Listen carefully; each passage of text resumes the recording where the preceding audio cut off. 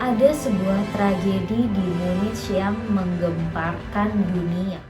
Dunia lagi nonton pesta olahraga terbesar, tapi malam itu dunia nyaksiin mimpi buruk. Tragedi itu disiarkan ke seluruh dunia. Ditembak di lorong hotel, meledak di mobil. Tapi ada satu tempat yang gak bisa ditembus Mossad. Namanya biasanya jadi pemburu, malah jadi buruan. Kali ini gue bakal bawain suatu tragedi yang menggemparkan dunia. Di dunia ini ada lembaga yang gak pernah tampilkan wajahnya, gak nongol di depan kamera, gak berdiri di podium. Tapi cukup satu isyarat dari mereka, dan peristiwa besar bisa berubah arah. Bukan hantu, namanya Mossad, Badan Intelijen Luar Negeri Israel. Tugasnya bukan sekedar memata-matai, tapi juga melindungi kepentingan Israel di luar batas geopolitik. Dengan cara yang gak semua orang sanggup bayangin. Mereka tidak butuh izin dunia. Kalau lembaga intelijen lain harus nunggu rapat, tanda tangan, atau restu politik, Mossad cuma butuh satu perintah dari atas. Setelah itu mereka jalan diam-diam, lintas negara pakai identitas palsu, nyamar jadi jurnalis, pebisnis, bahkan pasangan biasa. Semua dengan satu prinsip: jangan dikenal, jangan terlihat, tapi tetap bekerja. Ada sebuah tragedi di Munich yang menggemparkan dunia tahun 1972. Dunia lagi nonton pesta olahraga terbesar, Olimpiade Munich, di Jerman Barat. Tapi malam itu dunia nyaksiin mimpi buruk. 8 pria berpakaian olahraga melompati pagar desa atlet. Tas di punggung mereka bukan isi sepatu, tapi senjata. Mereka kelompok Black September. Target mereka yaitu kontingen Israel. Hitungan menit berubah jadi horor. 2 atlet Israel ditembak mati. 9 lainnya disandra. Tuntutannya jelas: bebaskan ratusan tahanan Palestina. Negosiasi buntu, dunia menahan napas. Malam menuju suatu bandara, jam 10 malam, bus jemput para sandera dan teroris. 22.30 helikopter bawa mereka ke bandara, 25 km dari Munich. 23.00 mereka tiba. Sebuah pesawat sudah disiapkan sebagai umpan. Malam tragis. Polisi Jerman membuka tembakan, tapi kacau. Jumlah penembak terlalu sedikit. Komunikasi buruk, penerangan minim. Hampir 1 jam baku tembak brutal. Pukul 1 dini hari, 6 September 1972, semua sandera tewas. Ledakan, tembakan, kekacauan, dan ketika asap reda, 11 atlet Israel mati. 5 pelaku ikut tewas. 1 polisi Jerman jadi korban. Tragedi itu disiarkan ke seluruh dunia. Olimpiade yang harusnya jadi panggung perdamaian ternoda darah.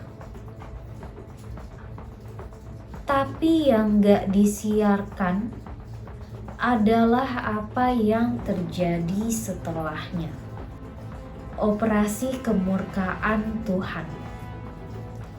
Beberapa bulan kemudian, orang-orang yang diduga terlibat Black September mulai jatuh satu persatu.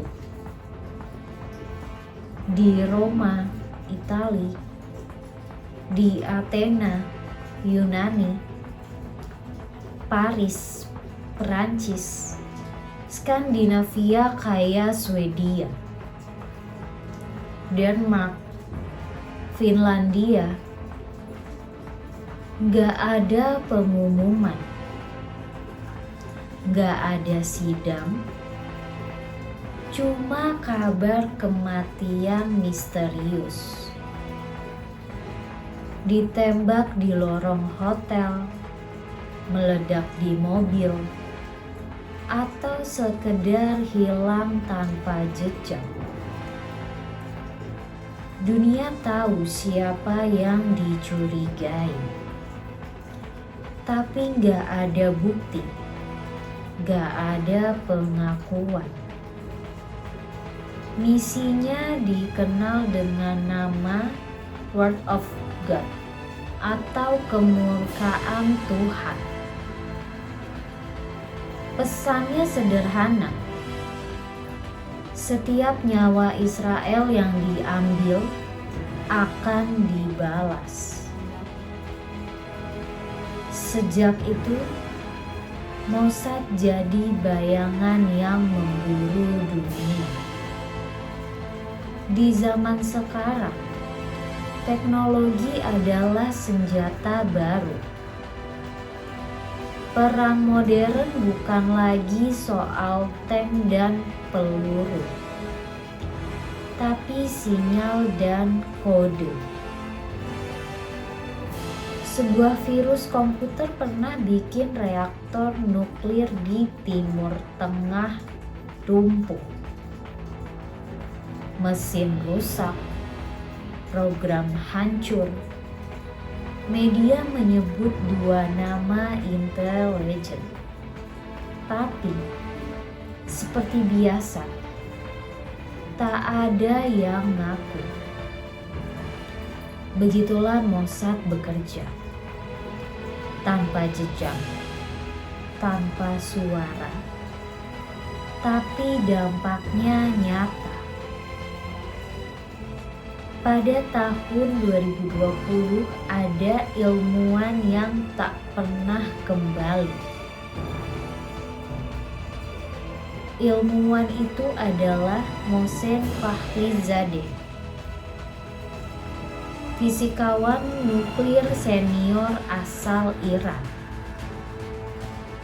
Ia tewas pada 27 November 2020 dalam sebuah serangan di dekat Teheran.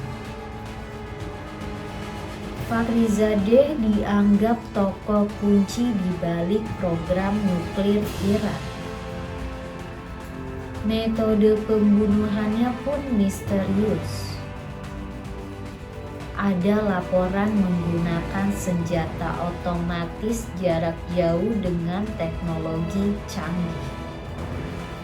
Ada juga yang bilang melibatkan tim lapangan. Pemerintah Iran langsung menuduh Mossad sebagai dalang.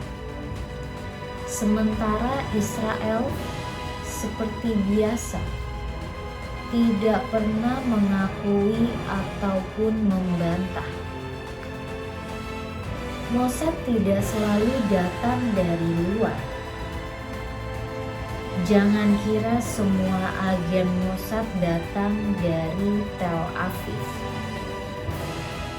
Kekuatan mereka justru ada di luar.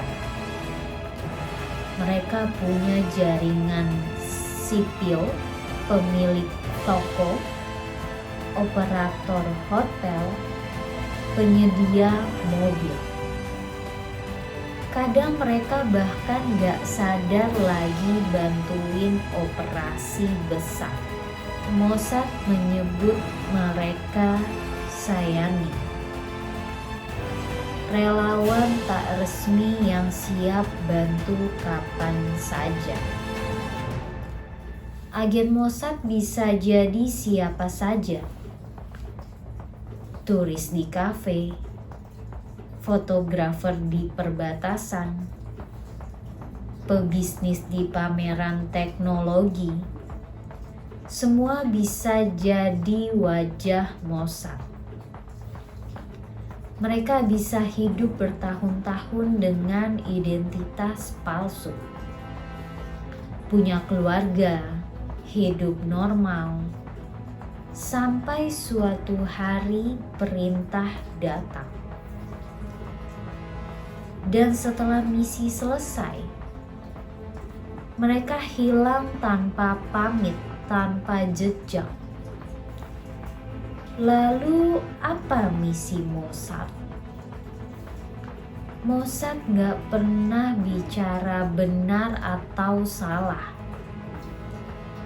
Mereka punya cuma satu tujuan: kepentingan negara.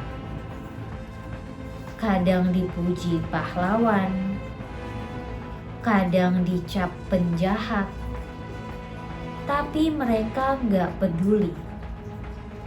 Di dunia mereka, hasil lebih penting daripada pengakuan.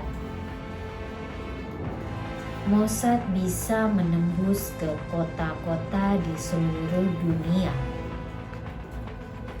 Tapi ada satu tempat yang gak bisa ditembus Mossad. Bahkan CIA pun angkat tangan. Namanya Gaza. Wilayah kecil, padat, terkepung, semua orang saling kenal.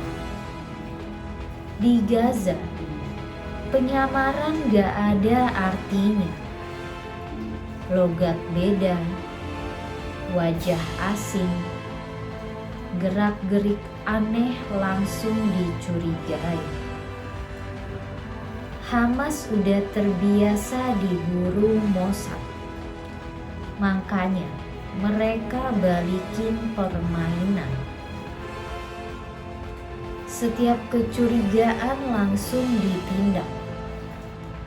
Banyak orang ditangkap, diinterogasi, bahkan dieksekusi karena dicurigai jadi mata-mata. Dan Gaza itu ibarat kandang tertutup. Keluar masuknya orang diawasi ketat Israel dan Mesir. Ruang gerak agen asing hampir nol. Di sini, peran intelijen kebalik. yang biasanya jadi pemburu malah jadi buruan. Makanya Gaza disebut satu-satunya tempat di mana bayangan Mossad gak bisa kuasai panggung. Di dunia mata-mata, senjata paling berbahaya bukan senjata, tapi ketidaktahuan kita bahwa kita sedang diawasi. Mossad bukan legenda, mereka nyata. Dan justru karena tak terlihat, mereka sulit dicegah. Mereka adalah bayangan, selalu ada. Sampai di satu tempat, di mana bayangan kehilangan bentuknya. Bukan karena temboknya tinggi, tapi karena di sana mereka bukan lagi pemburu. Merekalah yang diburu. Dan tempat itu bernama Gaza. Oke, kalau kalian suka cerita sejarah yang lebih horor, kalian boleh komen, like, dan subscribe.